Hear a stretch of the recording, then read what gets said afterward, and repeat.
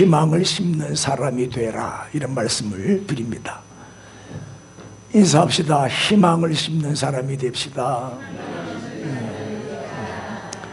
예레미야 32장 6절부터 15절인데 제가 지금 감기 때문에 목소리가 많이 약해졌어요. 여러분 크게 좀 읽어주세요.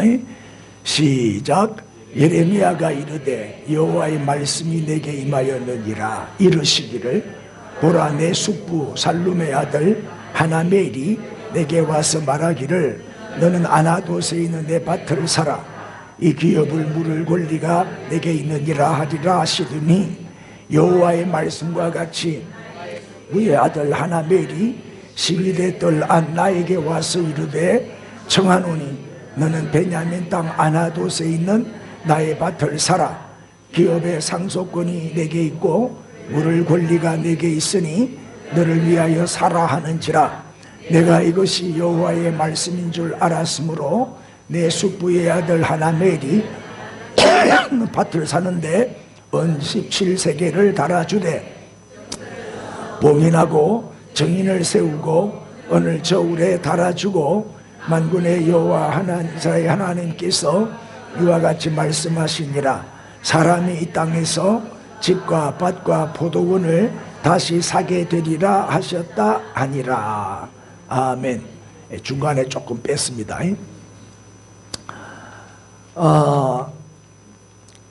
이 사막에 나무를 심는 사람이 있어요. 자, 사막에 나무를 심는다는 것은 무슨 뜻일까요? 미래를 심고 희망을 심는다는 뜻이죠. 사막에도 계속 나무를 심으면 울창한 숲을 이룰 수가 있죠. 그 비전을 가지고 심는 거예요. 지금 심었다고 내일 나는 거 아니잖아요. 수십 년을 내다보고 다음 세대를 내다보고 사막에다가 나무를 심는 거예요. 이것이 바로 희망을 심는 사람이죠.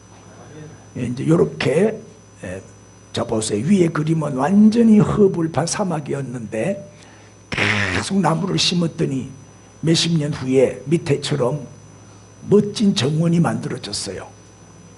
저런 역사가 일어나는 거죠. 자, 오늘 읽은 본문의 내용을 보면 이제 유다 나라가 희망의 끝, 마지막 벼랑 끝에 몰려있던 그런 상황이었어요. 때는 주전 587년경이었습니다.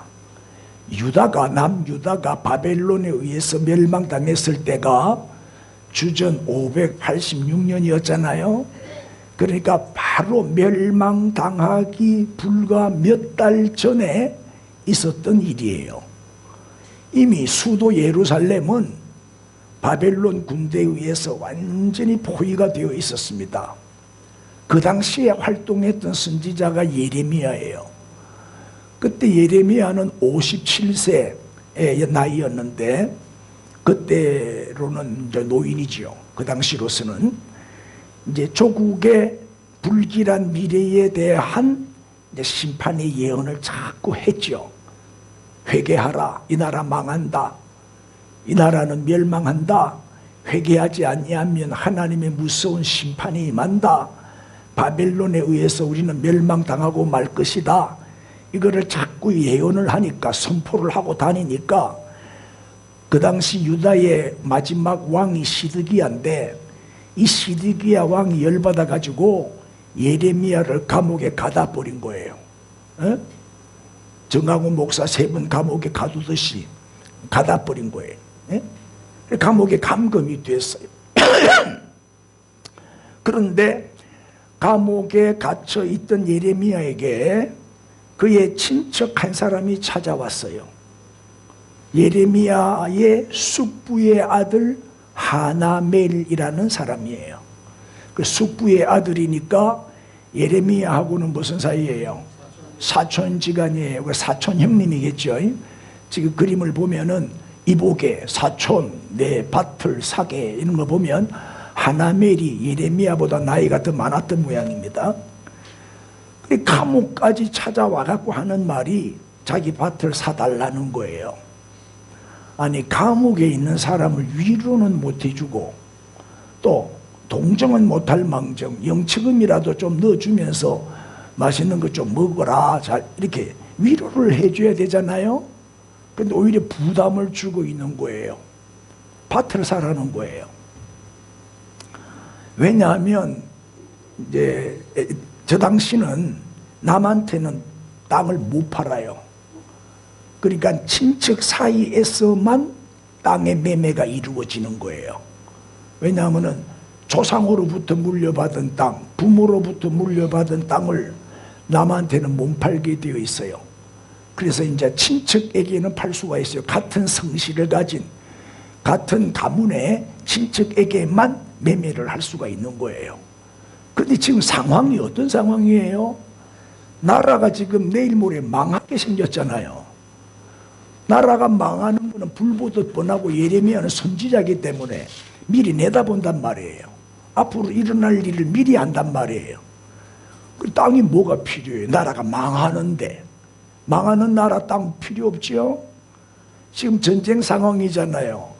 블레셋이 지금 군대가 예루살렘을 포위하고 있잖아요. 곧 멸망 직전이란 말이에요. 함락하기 직전 상황이란 말이에요. 그럼 누가 땅을 사겠어요? 그런데 보세요. 예레미야는 밭을 사기로 결정을 해요. 형님 알겠습니다. 제가 그 밭을 사겠습니다. 나라가 곧 망할 건데 다들 모여. 나라가 망하게 되면 어떻게 해요? 있던 땅도 팔아서 현금을 만들고 금덩어리를 만들고 그렇게 하잖아요. 그런데 예레미야는 오히려 땅을 산 거예요. 왜냐? 망할 나라인데도 불구하고 밭을 샀다는 것은 미래를 산 거죠. 그리고 희망을 산 거예요. 희망을 샀다 이 말이에요. 이게 희망의 결단이죠. 예레미야는 조국의 미래를 포기하지 않았다는 거예요. 지금은 이 나라가 망하지만은 반드시 다시 회복된다. 다시 하나님이 이 나라를 귀환시켜 주시고 돌아오게 해주시고 이 나라를 다시 세워주신다는 믿음이 있었기 때문에 희망을 보고 땅을 산 거예요. 네? 자, 비록 지금 나라가 어렵고 잃어버릴지도 모르는 멸망당할 수밖에 없는 상황이지만은 하나님은 우리나라를 절대 버리지 아니하신다. 다시 회복될 것이다. 네? 그렇게 되면 이 밭은 굉장히 가치 있는 땅이 될 것이고 이 밭은 쓸모 있는 땅이 될 것이다. 그래서 희망을 가지고 그 땅을 사는 거예요. 그렇게 단순히 밭을 사는 것은 그냥 밭을 땅 투기하는 게 아니고 희망을 사는 것이고 희망을 심는 것이다 그 말이에요. 자, 지금 우리나라 상황을 보면 멸망 직전까지 왔어요. 지금 대통령을 탄핵시키고 이제 뭐 물리력으로 힘으로 강제로 체포를 하겠다고 대통령 관저를 점령을 하고 대치를 하고 지금 찬반 시위가 벌어지고 어젯밤에도 밤새도록 찬성파 반대파 계속 집회를 밤새도록 했대요. 법치는 이제 완전히 파괴가 됐어요. 우리나라 원래 법치주의 나라인데 법 안 지켜요. 이헐령 비헐령이에요. 그냥 자유민주주의 나라인데 자유민주주의가 지금 다 무너졌어요. 민생은 파탄이 돼버렸고 경제도 몰락해버렸고 갈수록 태산이에요. 지금 외국 돈들이 막 빠져나가기 시작해요. 지금 우리나라가 만약에 공산화 되잖아요. 그러면은 우리나라에 투자했던 외국 기업들이 다 빠져나가 버려요. 그러면 한순간에 우리 경제는 몰락하게 되는 거예요. 지금 뭐 GNP 35,000불 하지만 한순간에 거지 나라가 된다니까요. 빠져나가 버리면. 한 사람을 살리기 위해서, 한 사람을 구하기 위해서 나라를 무너뜨리고 있어요. 이 완전히 이 주사파, 종북 좌파 이 사람들은요, 나라 생각 안 해요. 경제 생각 안 해요. 어쨌든 권력을 뺏어서 이 나라를 고려 연방제로 가지고 가려고 북한과 함께 적화 통일시키려는 것이 목표예요. 지금 그 상황까지 왔어요. 지금 어떻게 보면은 절망 상태고 벼랑 끝에, 정말 희망의 끝에 와 있습니다. 정말 풍전등화의 위기입니다. 밤에 잠을 자다가도 깜짝깜짝 놀라죠. 하룻밤 자고 나면 또 어떻게 바뀔지, 한순간에 이 나라가 뭐 망할 수도 있고, 또 하나님이 은혜를 주셔서 역전이 돼가지고 또 승리하게 될 수도 있죠. 만약에요, 자유민주주의가 무너지면 이제 인민민주주의, 공산주의, 고려 연방제로 가면 이제 공산주의가 돼버리는 거예요. 공산사회주의. 지금 자유시장 경제 무너지고 소득주도 성장 소주성 해갖고 나라 경제 폭망했잖아요. 그래 되는 거예요. 지금 한미동맹 이제 주한미군 철수시켜버리고 이제 뭐요? 반미 반일로 나가고 친북 친중 친러로 가는 거예요. 이 사람들은 북한도 그렇고 중국도 그렇고 기독교를 없애버리잖아요. 교회 다 무너져요. 이제 공산화되면은요, 기독교 입국론에 의해서 이승만 대통령이 이 나라를 세웠는데 교회 파괴, 교회 없어져요. 우리 목사들이 1순위 처형 대상이 돼요. 얼마나 기독교 핍박이 심한지 몰라요. 월남도 공산화되고 난 다음에 기독교인들 다 죽였어요. 한 2천만 명 죽였다니까요. 그러니까 지금 이런 비상시기에 지금 우리가 와 있어. 세상의 마지막 보루가, 마지막 희망이 교회인데 지금 교회마저 좌경화되고 있고 교회마저 윤석열 대통령 탄핵돼야 된다고, 물러나야 된다고, 이재명이를 대통령 만들려고 교회들이 앞장서가 있다니까요. 지금 교회들이. KNCC 이쪽은 완전 좌파 집단이에요. 교회마저 지금 보세요. 교회가 지금 코로나 이후에 13,000개가 문을 닫았어요. 교회가 문을 닫고 폐쇄되고 있어요. 지금 침체의 위기를 겪고 있다 이 말. 지금 성장하는 교회 있습니까? 교회들마다 다 줄고 침체되고 문 닫고 난리요. 교인들도 옛날처럼 그렇게 열심히 안 해요. 요새는. 옛날에는 정말 열심히 했는데 지금 그렇게 열심히 헌신하는 교인들의 모습을 참 찾아보기가 어려워요. 요새는 입만 열면 큰일 났다. 어제 형님이 전화가 와가지고 웃자면 좋노, 이 나라 망한다. 다 이 나라 망한단다. 윤석열이가 비상계엄을 어설프게 해가지고 지금 막 이재명이 게임에 빠져갖고 이재명이 전략에 빠져가지고 지금 이 나라 망하게 생겼다. 어떻게 하면 좋냐고 막 걱정을 해가 전화가 왔더라고. 그러나 희망을 가지세요.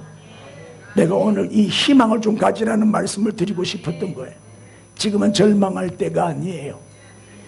인간의 끝장은 하나님의 시작이에요. 오히려 지금이야말로 희망을 심어야 할 때라 이 말이에요. 여러분, 가장 무서운 병은 암이 아니에요. 암에 걸려가지고 죽는 게 아니에요. 아, 나는 암 말기니까 이제 죽는구나 라고 생각하기 때문에 죽는 거예요. 아, 나는 암이니까 죽겠네, 그래서 죽는 거예요. 절망에 빠지면 죽는 거예요. 낙심하고 포기하면 죽는 거예요.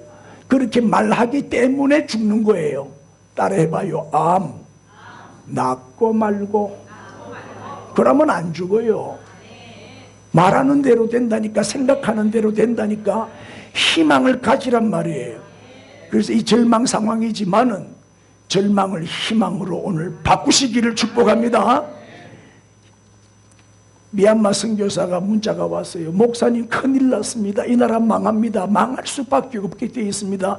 이 시간 문제지 지금 곧 멸망할 겁니다. 목사님, 이민 준비하세요. 문자가 왔어요.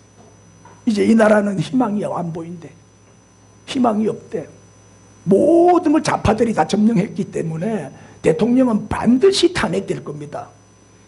헌법재판소가 다 좌파들이래. 반드시 탄핵될 거니까 이제 이 나라는 큰일 났습니다. 망합니다. 소망이 없습니다. 이민 준비하세요. 문자가 왔더라고, 미얀마 선교사가. 그래 내가 아니다, 하나님 살아계시지 않냐, 역전의 하나님을 나는 믿는다, 뭐 이래 이제 뭐 힘을 내라고 내가 문자를 보냈어요. 예레미야는 절망에 빠져 있는 민족에게 지금 뭐요, 희망을 주고 싶었던 거예요. 그래서 이 밭을 사는 거예요. 희망을 외친 희망의 선지자였어요. 예? 이 시대에 우리 목사들은 희망의 선지자가 되어야 되는 거예요. 그러면 우리가 어떻게 예레미야처럼 절망을 희망으로 바꿀 수 있냐? 희망을 창조하고 희망을 사고 희망을 심는 자가 될 수가 있냐? 세 가지로 말씀드립니다. 첫째입니다. 시작. 사람의 말이 아니라 하나님의 말씀을 들어야. 아멘. 사람들은요, 사람의 말에 자꾸 귀를 기울여요. 떠도는 뉴스가요, 가짜 뉴스가 많아요. 유튜브도 가짜가 많고요. KBS, 뭐 MBC, SBS 다 가짜요. 그 뉴스가 다 가짜라니까요. 종편까지 다들 잘못됐어요. 전부 작용화된 방송만 하고 있어요. 모두 이재명 편이에요. 아니 현직 대통령을 계속 공격하고 있잖아요. 그런 말 들으면 안 돼. 그래서 저는 뉴스를 안 봐요. 내가 뉴스 틀었다 이러면 우리 집 사람한테 내 맞아주고요. 뉴스를 못 보게 해요. 왜 자꾸 부정적인 소리를 자꾸 들으면 영향을 받으니까. 에? 어려우면 어려울수록 유언비어가 사람들 사이에 퍼진단 말이에요. 불길하고 흉흉한 소문들이 자꾸 나돌아다녀요. 그게 우리가 현혹되면 안 됩니다. 특별히 카더라 통신을 조심해야 돼. 카더라 아니면 말고. 그러면 안 되잖아요. 말 함부로 해요. 여러분 사람의 말을 자꾸 들어보세요. 뉴스를 자꾸 보고 신문을 자꾸 보면 절망에 빠지게 되고 두려움에 빠지게 되고 스트레스 받아가지고 암에 걸려 빨리 죽겠더라고요. 예레미야가 밭을 사기로 딱 결정했을 때 그 주변의 동네 사람들이 뭐라고 말했겠어요? 저 늙은이가 미쳤구나. 정신이 완전히 나갔구나. 얼마나 손가락질하고 비난했겠어요. 나라가 곧 망할 건데 땅은 왜 사냐? 밭은 왜 사냐? 그럼에도 불구하고 예레미야는 그 손가락질을 받으면서도 정신병자 취급을 받으면서도 밭을 샀단 말이에요. 그 이유가 뭐예요? 자 보세요. 선지자니까. 선지자는 하나님의 말씀을 듣는 사람이잖아요. 6절입니다. 예레미야가 이르되 시작. 여호와의 말씀이 내게 임하였느니라. 말씀이 임했어요. 말씀이. 예레미야는 하나님의 말씀을 늘 사모하고 늘 말씀의 귀를 기울이고 늘 말씀대로 순종하고 그 말씀을 믿었단 말이에요. 사람들의 소리나 뉴스보다 하나님의 말씀에 귀를 기울이는 사람이었어요. 응? 이번에 좀 어설프기는 해도 비상계엄 선포를 통해서 좌파 우파가 쫙 다 드러났어요. 누가 좌파고 국민의힘당 안에도 누가 좌파인지 다 드러나 버렸어요. 이번에 다 들킨 거예요. 재판관 중에도 판사 중에도 경찰청장이니 뭐 최상무기니 뭐니 다 내 편인 줄 알았는데 알고 봤더니 이놈들이 다 좌파들이라요. 이들의 정체가 다 드러난 거예요. 이걸 전화위복이라고 하는 거예요. 일망타진하려고. 하나님이 일망타진하려고 그렇게 승리하고 계시는 과정이다 이 말이에요. 예? 우리 부정적인 사람이 되면은요 정말 절망에 빠질 수밖에 없어요. 부정적인 눈으로만 세상을 보기 때문에 모든 게 부정적으로 보이죠. 예? 자, 하나님이 뭐라고 말씀하셨어요? 하나님이 뭐라고 말씀하셨어요?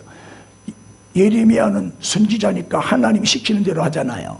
7절 보라 네 숙부 살룸의 아들 하나멜이 네한테 와가지고 말하기를 너는 아나돗에 있는 뭘 사라?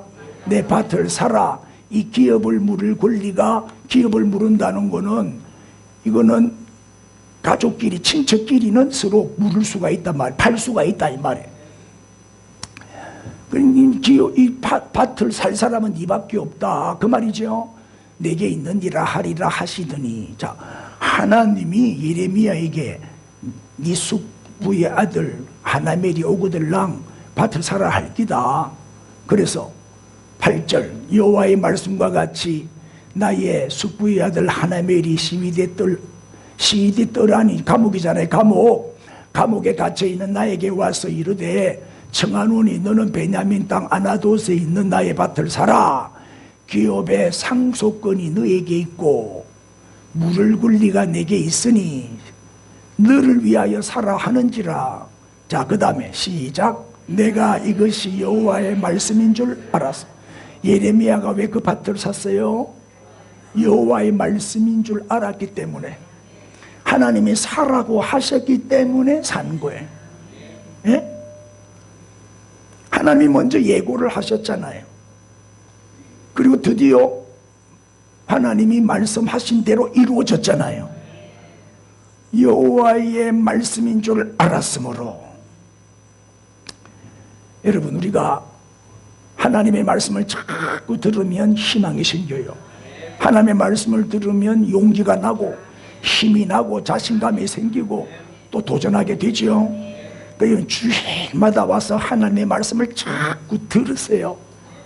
일주일에 한 번만이라도 자꾸 하나님의 말씀을 들으면 이 말씀 가지고 한 주간을 버틸 수가 있어요. 이 말씀 가지고 한 주간을 이겨낼 수 있단 말이에요. 믿음은 들음에서 나잖아요. 자꾸 들어야 돼요. 자꾸 들으면 믿음이 생기고 하나님이 나와 함께 하신다는 확신이 오고, 그래서 자신감도 생기고 용기도 생기고 희망도 생기지요. 말씀을 자꾸 들어야 믿음이 성장하고. 할렐루야. 그 설교를 들을 때도 사람의 말로 들으면 안 돼요. 목사는요, 사람의 말로 설교하면 안 돼요.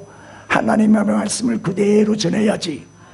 하나님의 말씀으로 들어야 돼요. 그러면 뭐 상처받을 일이 없잖아. 은혜만 받아야지. 할렐루야. 이 말씀을 읽는 자, 듣는 자, 지키는 자가 복이 있느니라 그랬어요. 하나님 오늘 복 주시려고 이 말씀 듣게 하시는 거예요. 자, 예레미야는 사촌 하나멜이 와가지고 자기 밭을 사라 하는 그 말을 뭐로 들은 거예요? 하나님의 음성으로 들은 거예요. 하나님의 말씀으로 들은 거죠. 여러분, 우리를 실망시키고 좌절케 하는 그 사람들의 그 잡다한 소리, 그 시끄러운 소리 듣지 마세요. 사탄의 소리에 속지 말고 우리는 하나님의 음성, 살아계신 하나님의 음성의 귀를 기울여야 돼요. 사람의 말을 들으면 들을수록 절망하게 돼요. 그러나 하나님의 말씀을 들으면 들을수록 희망이 생겨요. 그래야 희망을 심는 사람이 될 수가 있는 거예요. 인사합시다. 절망을 희망으로 바꾸는 사람이 됩시다. 다시 희망을 심는 사람이 됩시다. 그러려면은 사람의 말이 아니라 뭐요? 하나님의 말씀을 들어야 돼.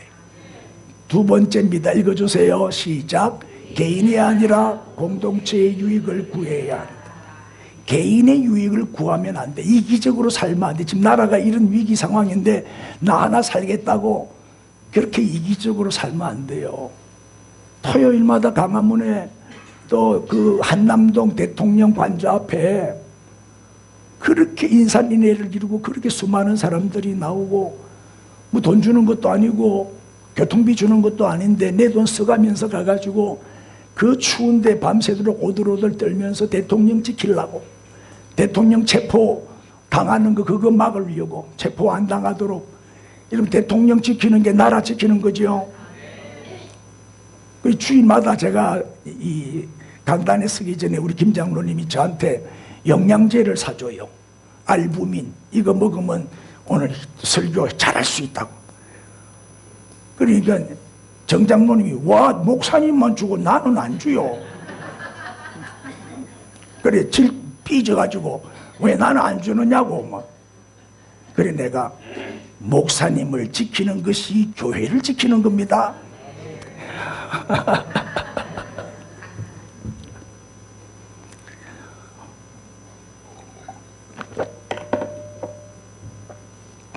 자, 어려우면 어려울수록 사람들은 자기밖에 몰라요. 자기 혼자 살겠다고 도망가 버려요.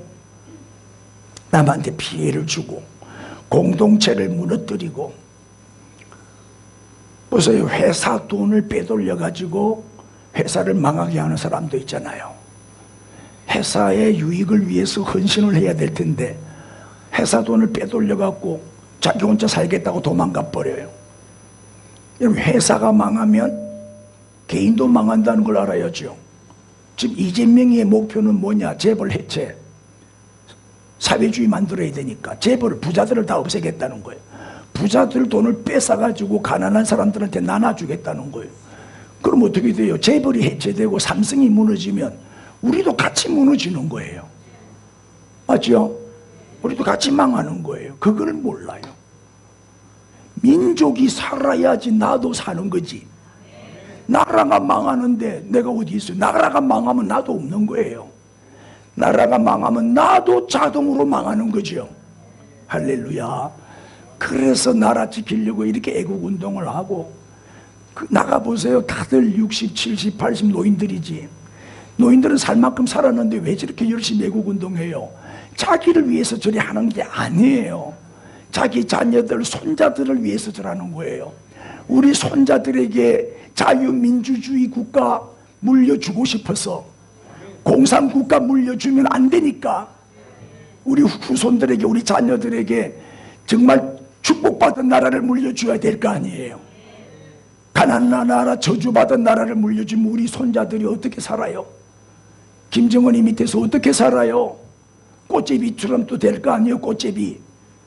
생각만 해도 끔찍하네요. 예? 자, 마찬가지 우리는 하나님의 백성이니까 하나님 나라를 위해서 살아야 돼요. 하나님 나라를 위해서 살면 나도 살게 돼요. 우리가 애국운동을 함으로써 나라를 지키면 나도 잘 되고 그 혜택을 내가 다 받을 거잖아요. 예? 자, 마태복음 6장 33절에 이 원리가 나와요. 시작. 그런즉 너희는 그의 나라와 그의 의를 구하라. 그리하면 이 모든 것을 너희에게 더하시리라. 먼저 하나님 나라를 위해서 살아라. 먼저 하나님 나라가 우선순위가 되라. 하나님 나라를 위해서 헌신해라. 그리하면 이 모든 것, 먹을 것, 입을 것, 마실 것은 내가 더하여 주겠다. 따라합시다. 우리가 주의 일하면 주님은 내 일을 해주신다. 아멘. 우리가 주일 성수 잘하고 예배 잘 드리고 열심히 봉사하고 하나님 나라를 위해서 이렇게 충성하면서 살아보세요. 너희에게 더하시리라. 넘치도록 더하시리라. 도로 주시고 더 주신다 이 말이에요. 예? 이 모든 것, 너희에게 필요한 모든 것 주시겠다고 분명히 약속하고 있죠. 근데 우리는 어때요? 거꾸로 살고 있잖아요. 거꾸로. 내 개인의 필요를 위해서 하나님의 나라를 버리고 있어요. 내 개인의 유익을 위해서 공동체를 무너뜨리고 있단 말이에요. 예수님을 이용하고 있고 교회를 팔고 있고 뭔가 덕 보려고 교회 다니는 사람이 많아요. 뭔가 교회를 위해서 헌신하고 희생하고 손해보고 봉사하고 하나님께로부터 받은 은혜가 너무나도 크고 많으니까 이제는 보답하며 살아야 될 거 아니에요. 근데 너무나도 이기적으로 살아. 여러분, 내가 잘 되는 비결은 공동체를 먼저 살리면 됩니다. 예? 내 개인보다도 내 가족이 더 중요하죠.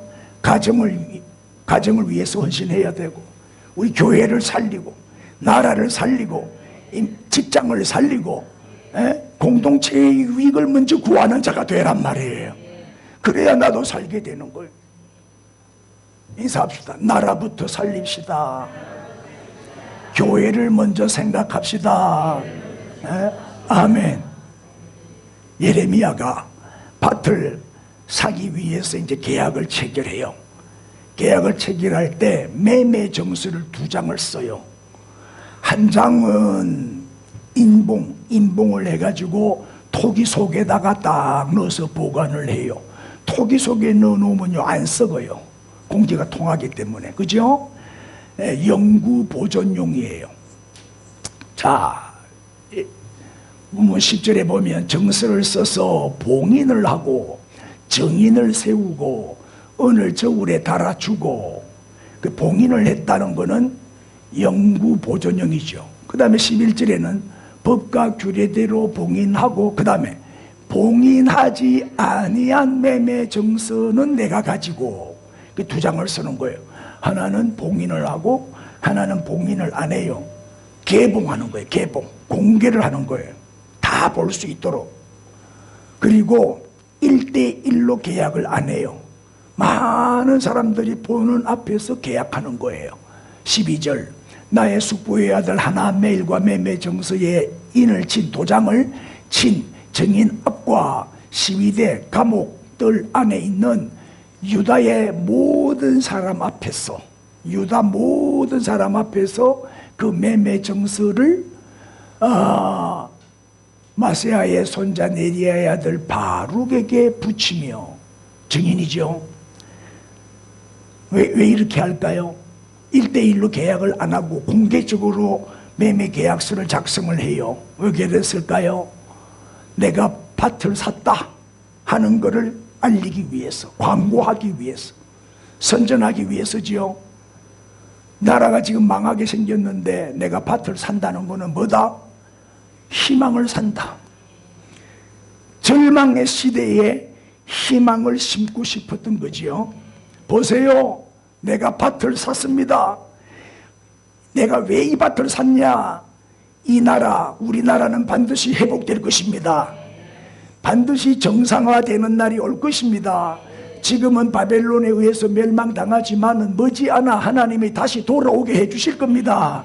그때 이 밭은 꼭 필요하게 될 것입니다.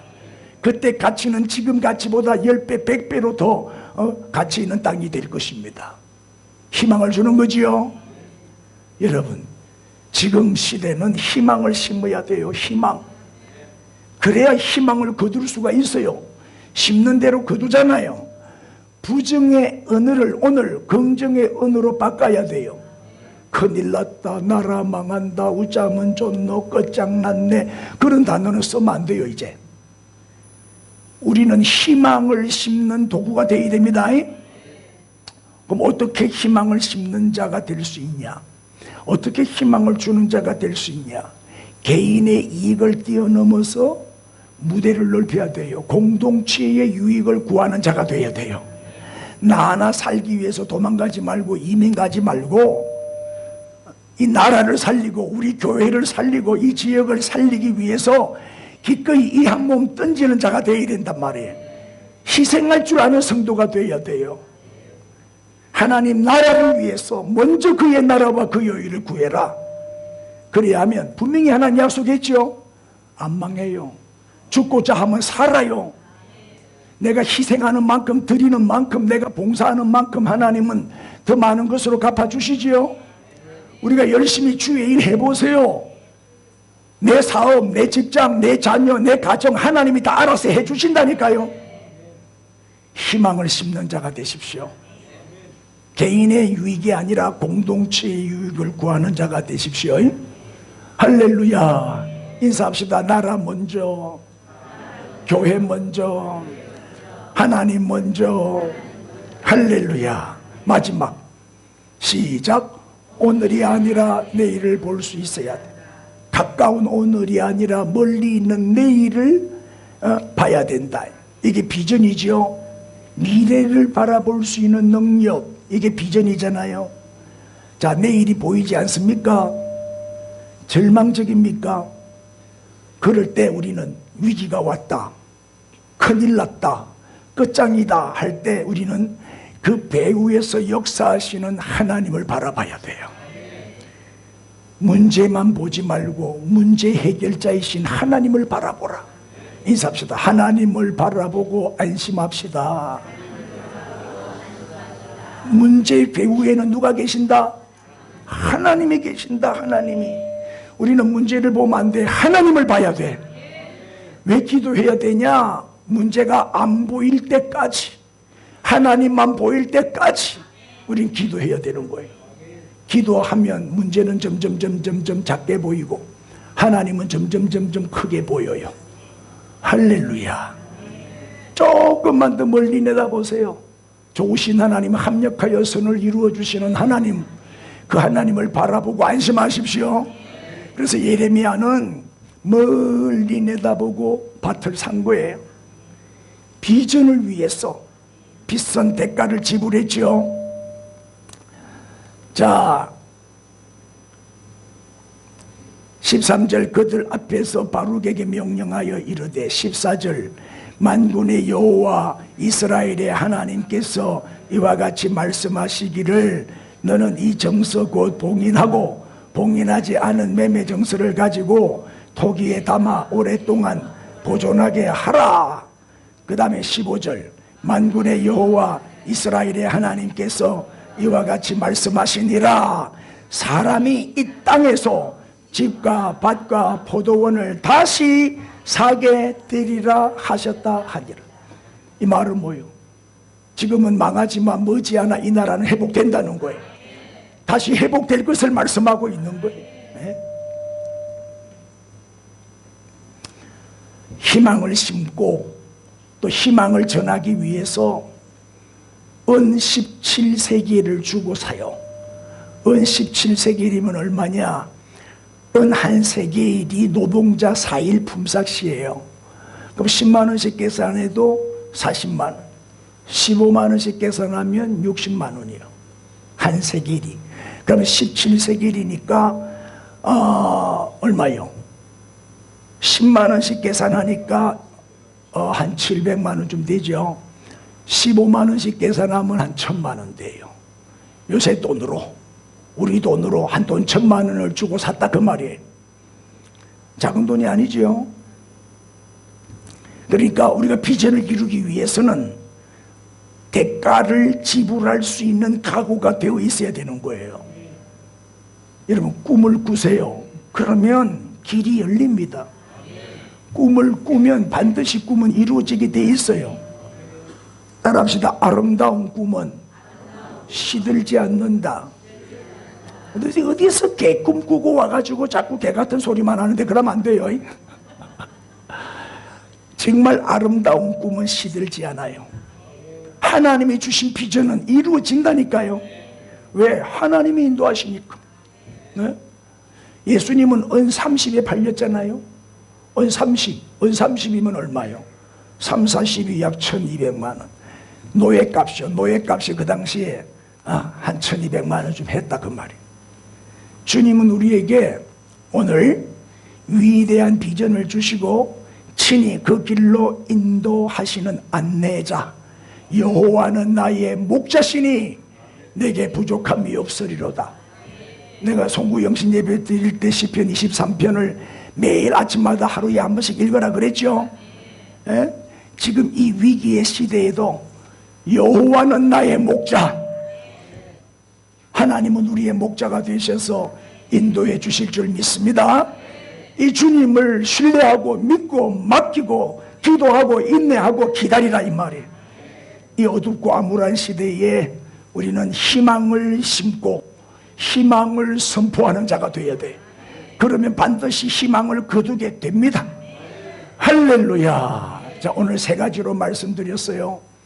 사막에다가 나무를 심는 거는 희망을 심는 것이다 그랬죠. 첫째, 시작. 사람의 말이 아니라 하나님의 말씀을 들어야 돼.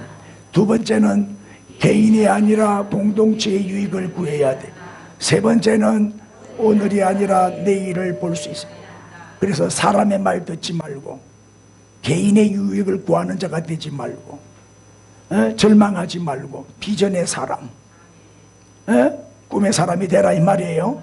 그래서 우리 모두 오늘 희망을 심는 자가 되셔서 절망을 다 몰아내시기를 바랍니다. 두려움, 불안도 다 몰아내버려요. 그래서 희망을 심어서 희망을 거둠으로 승리하는 축복의 새해가 우리 앞에 활짝 열리기를 주님의 이름으로 축복합니다. 아멘. 다 일어나시고 우리 통성으로 한번 기도합시다. 하나님, 이 절망의 시대에 희망을 심는 자가 되게 해 주옵소서. 희망을 사고 희망을 말하고 희망을 심어서 희망을 거두게 해 주옵소서. 우리 주여 부르고 통성으로 기도합시다. 주여, 주여, 주여, 감사합니다. 은혜 주시옵소서.